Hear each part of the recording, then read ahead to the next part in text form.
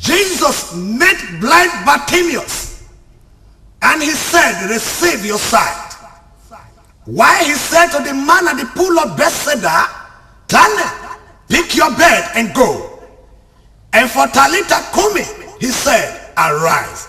That is God for you. Ephrata, Ephrata, Ephrata, Tari Jesuru Bare.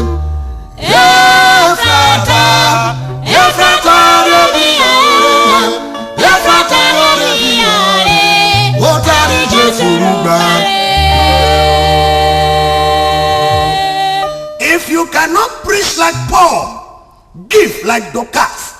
If you cannot pray like Daniel, sing like David, Gideon, the purpose of life is to have a life of purpose. Ephrata, Ephrata, Ephrata, Utari Jesu Bare Napole. Ephrata, Ephrata,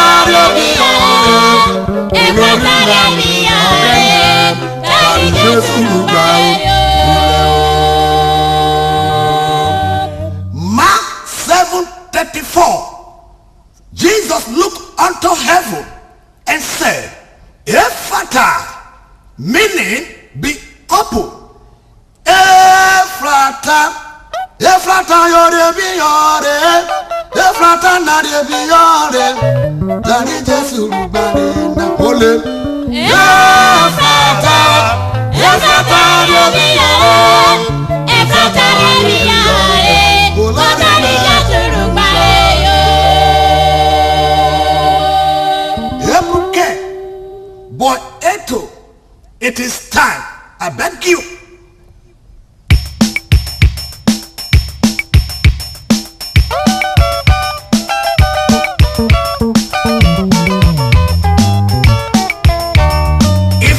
Of the shoes refuse to come through Esther, it will come through another person. Hey, hey, hey, hey, hey. Ephrata, Ephrata, Ephrata, Dari Jesu Bare Ole. Ephrata, Ephrata, Dari Jesu Bare.